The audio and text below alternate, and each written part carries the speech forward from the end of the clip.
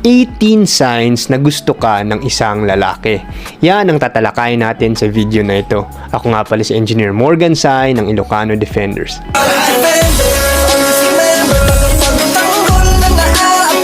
So, marami mga nagtatanong sa mga comment ng previous video, Coach, paano naman malaman kung gusto ka ng isang lalaki? Kaya ito, binuo natin ang 18 signs kung paano malaman na gusto ka ng isang lalaki.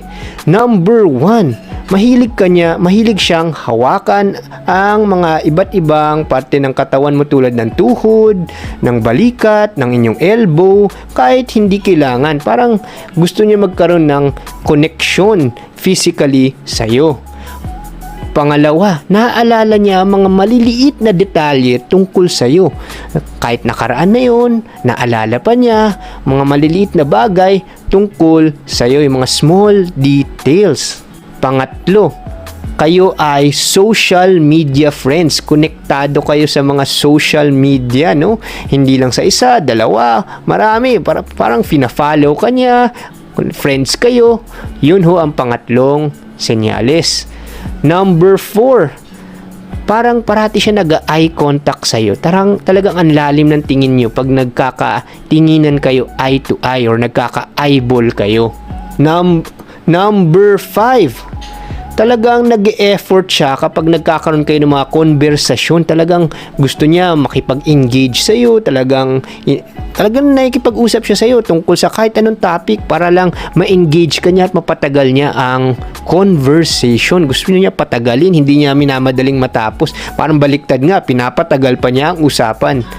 Number 6, gumagamit siya ng mga body language na pang alpha male. So ano yung alpha male? Para siyang macho, siga, gusto niya parating kapag nandyan ka, mukha siyang numero 1, pinakagwapo kasi parang nagpapasiklab siya, yung mga alpha body language kapag nandyan ka. Number 7, diniretso ka niya. Tinanong niya kung may boyfriend ka ba kasi interesado siya kung meron bang opening na pwede kanyang maligawan. Number 8, kapag nakikipag-usap ka sa ibang lalaki, either nagseselos siya, sumasama ang pakiramdam niya, yun ang number 8. Number 9, parang gusto niya tumulong sa mga problema mo sa buhay. Parang inaalam niya ang mga problema mo. Kumbaga nahihirapan ka ba sa isang subject, pwede ba kitang i-tutor, tutulungan kita, or nahihirapan ka ba sa isang bagay, tutulungan kita. Yun ang number 9. Number 10, parati niyang hinahanap ang reaksyon mo kapag siya ay nagjo-joke or nagko-comment. Talagang concerned siya kung yung reaksyon mo ay positive sa kanyang mga sinabi. Talagang naka-observe siya dyan sa reaction ng facial reaction mo sa mukha mo. Number 11, parang kinikwento niya parati sa iyo ang mga plano niya sa kinabukasan, sa future niya. Kasi gusto niya malaman kung pwede ka maging fit or makakapasok ka sa kanyang mga iniisip na plano sa kinabukasan. At pinaparamdam niya sa iyo na meron siyang kinabukasan na pwede kanyang isama. Number 12, ito paminsan-minsan lang to, pero kapag nalalasing siya, ikaw ang nada-drunk dial niya. Kumbaga, na drunk text, drunk dial, may natanggap kang text na medyo pang lasing o tawag na medyo narinig mong nasa gimikan siya na medyo lasing, ikaw yung natawagan niya at wala siya sa sarili niya. Ibig sabihin na ikaw yung taong iniisip-isip niya parati. Number 13, biglang nagbabago ang kanyang behavior kapag nandyan ka. Parang masyado siyang umaayos siya. Parati nagpapakita na siya ay proper, hindi siya naging barumbado na sarili niya kapag nandyan ka. Nagpapasiklab o baga nagpapa-impress siya. Number 14, parati siya nagbibihis para makita mo na maayos siya, no? Parating nagpapaganda ng damit kapag magkikita kayo or magkakaroon ng event na nandyan ka. Parating nagpapasiklab siya sa kanyang pananamit. Number 15, parang parati siya nag-o-offer na pwede ba bilhan kita ng ganito, Starbucks or mga malilit na bagay kung gusto mo. Parang inaalam niya kung ano yung mga malilit na bagay na pwede niyang bilhin para sa'yo.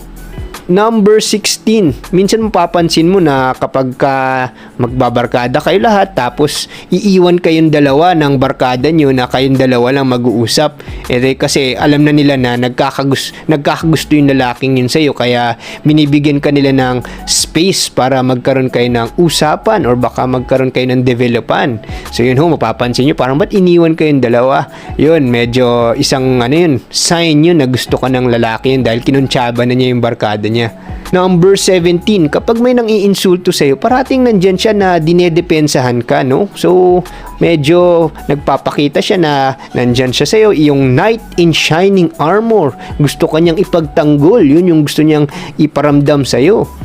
And, number 18, kapag meron kang sakit o hindi maganda ang pakiramdam mo, parating nandyan siya, parati siyang concerned tungkol sa iyo, parati siya nagtatanong, gusto ko niyang malaman at ginagabayan ka niya. Minsan nga kahit na yung iba dyan may COVID pa, talagang sasamahan nila yung babae kahit magka-COVID pa sila. Kumbaga talagang pakitang gilas na gustong-gusto nila, gustong-gusto ka ng lalaking yun kahit na may risk na sila sa buhay nila, no? So yun ang 18 signs na gusto ka ng isang lalaki.